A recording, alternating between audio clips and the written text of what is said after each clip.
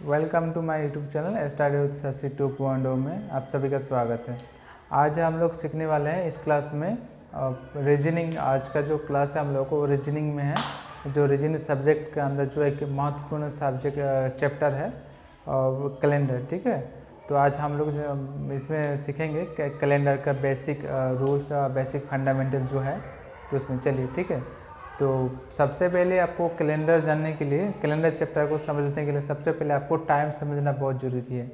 अगर इस चैप्टर में आप अगर टाइम ही नहीं समझ पाए तो आप इसमें जो भी क्वेश्चन आएगा तो उसको आप नहीं बना पाएंगे, या फिर उसमें आप गलत करके आ जाएंगे, जो आपको बाद में नेगेटिव जो मार्क्स रहता है उसमें आपको नंबर कट जाएगा। ठीक है, जो एस्पिरेंट्स स्पेशली जो गवर्नमेंट जॉब का जो तैयारी कर रहे हैं उसको अच्छी तरह से पता होगा कि रीजनिंग जो चैप्टर है ना, रीजनिंग जो एक सब्जेक्ट है वो गवर्नमेंट जॉब की तैयारी में बहुत अहम हिस्सा रखते हैं। ठीक है, तो उसी का रीजनिंग सब्जेक्ट का अंदर एक महत्वपूर्ण चैप्टर है और कैलेंडर, उसी को आज हम लोग समझेंगे इस क्लास में। ठीक है, तो चलिए, तो सबसे पहले हम लोग समझेंगे, प्रयास करेंगे कि टाइम को। ठीक है, अगर आप इस क्लास में अगर टाइम को समझेंगे तो टाइम को जैसे समझेंगे तो उसका आप धीरे धीरे जो रीजनिंग कैलेंडर के कैलेंडर चैप्टर है उसमें जो भी मैथ्स क्वेश्चन आएगा उसमें आप अच्छी तरह से सॉल्व कर पाएंगे। तो सबसे पहले क्या समझेंगे, सबसे पहले हम लोग समझना जरूरी है इस टाइम को। ठीक है, तो हम यहाँ पे लिख देते हैं टाइम। ठीक है, यहाँ पे हम लिख देते हैं टाइम।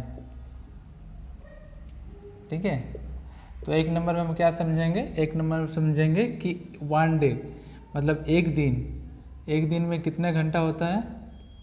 एक दिन में होता है टोटल 24 घंटा। ठीक है, यानी 24 आवर्स। ये 24 आवर्स कैसे होता है, क्योंकि ऐसे आप सबको पता होता है कि 12 घंटा दिन होता है और 12 घंटा रात, इसलिए 24 घंटा होता है। तो इसमें हम लोग डिटेल्स में लिख देते हैं 12 + 12 = 24 आवर्स। ठीक है दोस्तों, ठीक है। आप दिन समझ गए, आप इसको इस तरह समझते हैं कि दिन तो समझ गए आप। एक हफ्ता यानी 1 वीक कैसे होता है। ठीक है, 1 वीक = कितना दिन होता है। 1 वीक हम इंग्लिश में लिख रहे हैं, वीक का मतलब होता है सप्ताह या फिर हफ्ता। ठीक है, 1 वीक = कितना दिन होता है। 1 वीक = होता है हम लोगों का 7 डेज। कितना दिन होता है 1 वीक = होता है 7 डेज। ठीक है, अब तीसरा में हम समझेंगे कि एक महीना कितने दिन में होता है।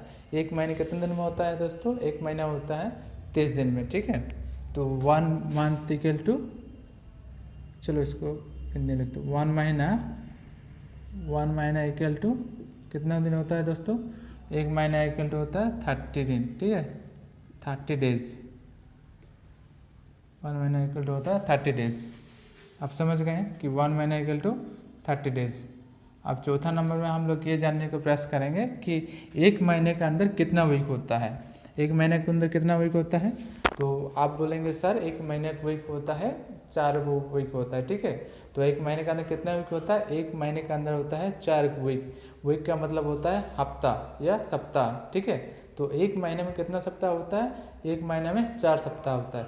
और ये जो कैलेंडर चैप्टर है इसमें आपका पूरा ये जो 7 डेज सबसे ज़्यादा कैलकुलेशन में आपको मदद करेगा, क्योंकि आप 7 डेज से ही डिवाइड करके आपको दिन तय करना होता है। जैसे संडे, मंडे, ट्यूसडे, ये जो एग्जैक्टली जो दिन है वो आपको वो वीक से ही डिवाइड करके ही निकलना पड़ेगा। तो इस चैप्टर में सबसे ज़्यादा महत्वपूर्ण कौन है, वीक। ठीक है, वीक। तो सबसे ज़्यादा काम अगर टाइम की बात करें तो सबसे ज़्यादा काम होता है वीक का। ठीक है, वीक का और डे का। तो एक महीना = 30 दिन हो गया। आप समझते हैं एक साल। ठीक है, 1 ईयर = कितना दिन होता है। 1 ईयर = होता है 365 दिन। ठीक है, 365 दिन। ठीक है, इतना तक तो आप सब जानते हैं। तो इसमें आपका बेसिकली क्या है ना कि इसमें कैलेंडर चैप्टर में आपको आप सब जानते हैं कि एक साल में 365 दिन होता है, लेकिन इसके अलावा भी जो एक्स्ट्रा घंटा रहता है वो बहुत जन को पता होगा या तो बहुत जन भूल गए होंगे। तो उसको आप मैं एक बार फिर से याद दिला देता हूँ कि एक दिन यानी 24 घंटा, एक हफ्ता यानी 7 दिन, और एक महीना यानी 30 दिन, और एक साल यानी 365 दिन। ठीक है, इतना तो सब जानते हैं, लेकिन इतना ही काफ़ी नहीं है। आपको कैलेंडर समझने के लिए उसके साथ एक साल में जो एक्स्ट्रा हम लोग को एक्स्ट्रा टाइम जो है वो भी आपको समझना पड़ेगा। एक्स्ट्रा टाइम कितना मिलता है एक साल में? एक साल में सर आप बोलेंगे सर एक साल में आपको जो एक्स्ट्रा टाइम मिलता है वो है 5 आवर्स 49 मिनट्स। ठीक है, तो एक साल में हम लोग कितना एक्स्ट्रा टाइम मिल जाता है हर साल में? तो हर बोलेंगे जो यहाँ पे लिख देते हैं, आपको समझने के लिए मैं लिख दे रहा हूँ। ठीक है, एक्स्ट्रा टाइम जो कि हम लोग एक साल में ये गिनती नहीं करते हैं। ठीक है, तो एक्स्ट्रा टाइम कितना मिल जाता है? एक्स्ट्रा टाइम मिल जाता है 5 आवर्स 49 मिनट्स। ओके, कितना मिलता है? 5 आवर 49 मिनट्स। समझ गए? 5 आवर्स 49 मिनट्स, ये समझ गए। और आपको ये भी समझना ज़रूरी है कि एक साल में कितना महीना होता है। ठीक है, 1 ईयर में कितना महीना होता है? तो आप 1 ईयर में कितना महीना होता है? आप लोग इतना ये एकदम आसान से सवाल है, बोलेंगे सर एक साल में 12 महीना होता है। ठीक है, बोलेंगे एक साल में कितना है? 12 महीना होते हैं। ठीक है, तो आप समझेंगे। इसमें और एक टर्म सबसे ज़्यादा यूज होता है, क्या है? वो है लीप ईयर। तो लीप ईयर किसको क्या बोलते हैं? तो मैंने पहले ही कहा है, लीप ईयर किसको कहेंगे? लीप ईयर देखो, इस बात को आपको कैलकुलेशन करके हम बताते हैं। लीप ईयर, ठीक है, लीप ईयर यानी लीप ईयर को हिंदी में क्या बोलते हैं? अर्धवर्ष। ठीक है, हिंदी में बोलते हैं अर्धवर्ष। लीप ईयर का मतलब होता है अर्धवर्ष। ठीक है, तो अर्धवर्ष जो है लीप ईयर कितना साल बाद आता है?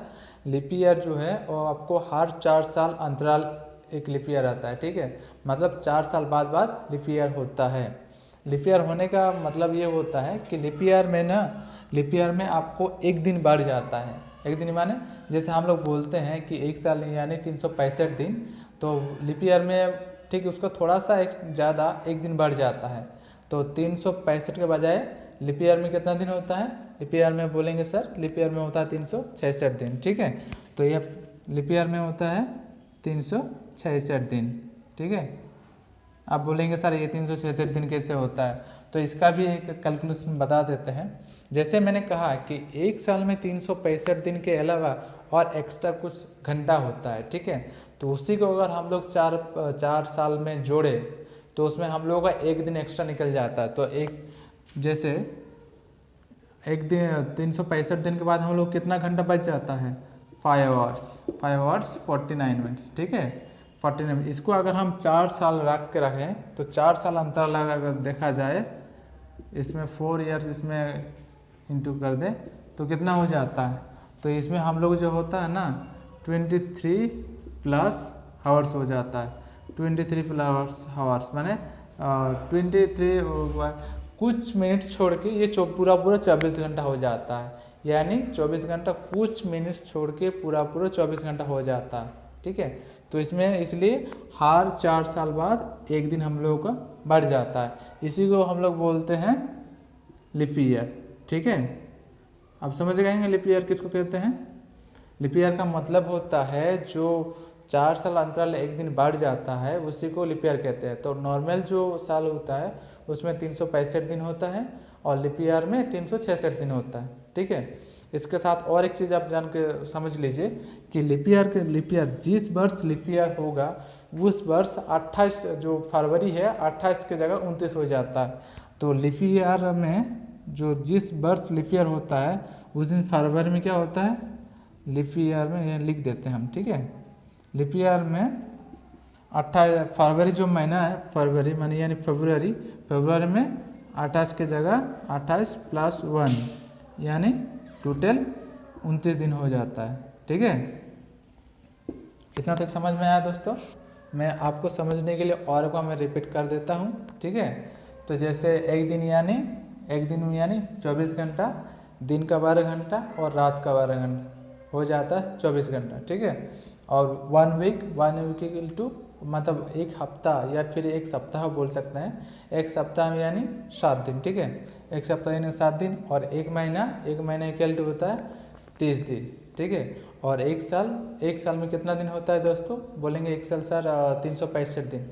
ये गलत, कैलेंडर में आपको ये पूरा डीप नॉलेज रखना पड़ता है, ठीक है। जैसे एक साल यानी 365 दिन, 5 घंटा और 49 मिनट्स, ठीक है। आपको इतना डीपली याद रखना पड़ेगा, क्योंकि तभी तो हम लोगों को लीप ईयर मिलेगा। अगर आप लोग 5 घंटा 49 मिनट को भूल जाएंगे तो आप लोग लीप ईयर कैसे निकालेंगे? तो इसलिए आप आज से ये ध्यान दीजिए कि एक साल में कितना होता है? 365 दिन, 5 घंटा और 49 मिनट्स, ठीक है। यहाँ तक हो गया। तो एक साल में कितना महीना होता है? एक साल में 12 महीना होता है। और एक लीप ईयर, 1 लीप ईयर मतलब लीप ईयर मतलब क्या होता है? लीप ईयर मतलब होता है अर्धवर्ष ईयर, ठीक है। तो अर्धवर्ष ईयर में कितना दिन होता है? अर्धवर्ष जो ईयर होता है उसमें हम लोगों को 366 दिन होता है। अब मैंने ये भी आपको कैलकुलेट करके बता दिया है कि 366 दिन कैसे होता है। तो जैसे नॉर्मल ईयर होता है उसमें आपको 5 घंटा या फिर 49 मिनट जो है 48 होता है, उसका 49 होता है। 49 मिनट्स ऐसे करके कैलकुलेशन करेंगे, 4 साल से कैलकुलेशन करेंगे तो हम लोग का एक दिन बन जाता है, ठीक है। तो जैसे यहाँ पे 24 आवर्स आ जाता है, 24 आवर्स यानी लीप ईयर हो जाएगा। तो हम लोग यहाँ पे लिख दिए हैं लीप ईयर इक्वल टू 366 दिन। उम्मीद करता हूँ कि इतना दूर आपको समझने में कोई तकलीफ नहीं होगा, ठीक है। चलिए इसके बाद हम लोग और एक चीज़ ध्यान देते हैं कि महीने में जिसके मतलब कौन सा दिन में कितना, कौन सा महीने में कितना दिन आता है, ठीक है। जब तक आप ये कैलकुलेट नहीं कर पाएंगे तो फिर आपको आगे का प्रॉब्लम हो जाएगा। तो हम लोग इसके बाद समझेंगे कि लीप ईयर में कौन सा महीना में ज़्यादा एक दिन बढ़ जाता है, प्लस कौन सा दिन 30वां दिन होता है, कौन सा दिन 31वां दिन होता है, ठीक है। तो मैंने यहाँ पे 12 महीने का नाम लिख दिया है, 12 महीने का जैसे नाम लिख दिया है, या मैंने 12 महीने का नाम लिख दिया है जनवरी, ठीक है। जनवरी होता है हम लोग का 31 दिन, ठीक है। फिर फरवरी में हम लोग होता है 28 दिन या फिर 29 दिन। दोस्तों 29 दिन तब होता है ना अगर कोई साल अर्धवर्ष होता है, तब जाके 29 दिन होता है। तो आप ये चीज़ ध्यान रखिएगा, मतलब अर्धवर्ष में सिर्फ फरवरी महीना में एक दिन बढ़ जाता है, बाकी सब कुछ नॉर्मल रहता है। तो जैसे लीप ईयर 29 दिन कब आएगा? फरवरी महीने में 29 दिन तभी आता है अगर कोई वर्ष लीप ईयर होता है, ठीक है। तो ये समझ लीजिए। फिर मार्च में कितना होता है? मार्च में होता है 31 दिन, अप्रैल में 30 दिन, मई में 31 दिन, ठीक है। यहाँ पे जून में 30 दिन और जुलाई में 31 दिन, अगस्त में 31 दिन, सितंबर में 30 दिन, अक्टूबर में 31 दिन, नवंबर में 30 दिन और दिसंबर में 31 दिन, ठीक है। जब तक आपको दिमाग में ये चार्ट कैलकुलेट करके नहीं रख पाएंगे तब तक आप समझ में नहीं पाएंगे, ठीक है। जनवरी में आता है 31 दिन, फरवरी में आता है 28 से 29 दिन, मार्च महीना में आता है 31, अप्रैल में 30, मई में 31, जनवरी में 30, जुलाई में 31, अगस्त में 31, सितंबर में 30, अक्टूबर में 31 और नवंबर में 30 दिन, ठीक है। और दिसंबर में भी आता है 31 दिन। मान के चलिए कैसे होता है। जैसे जनवरी आप मतलब एक महीना अंतराल, जैसे जनवरी कितना दिन होता है? जनवरी में होता है 31 दिन, फिर फरवरी फिर डाउन हो गया 28 से 29 दिन, फिर मार्च हो गया। मार्च में कितना दिन होता है? मार्च में होता है 31 दिन। तो बोलेंगे सर कैसे होता है? तो जनवरी मतलब आप अप एंड डाउन जो चार्ट है आपको इस तरह समझिए।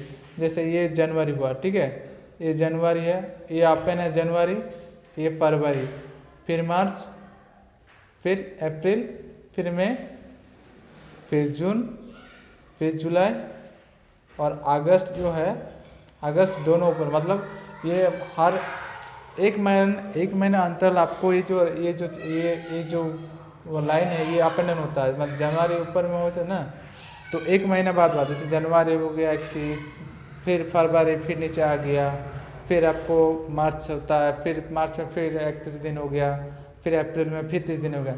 तो एक महीना अंतर अंतर आपको ये अप एंड डाउन होता रहता है। सिर्फ अगस्त यानी अगस्त और जुलाई को छोड़ के बाकी सब में आपको 30 31 30 31 30 31 30 31 ऐसे करके पूरा 12 महीना कंप्लीट हो जाएगा। ठीक है, तो दोस्तों ठीक है, आज के लिए इतना ही। और मिलते हैं नेक्स्ट क्लास में। नेक्स्ट क्लास में मैं आप लोगों को एग्जाम्पल के साथ मैं कैलेंडर जो चैप्टर है मैं वो आपको समझाने के प्रयास करूँगा। ठीक है, तब तक के लिए बने रहे हमारा channel YouTube channel start with Shashi 2.0 में। ठीक है, अगर हमारा क्लास आपको पसंद आए तो प्लीज़ एक लाइक और सब्सक्राइब कर दीजिए। इसमें मुझे मोटिवेट मिलता है आप लोगों को इस तरह से पढ़ाने में।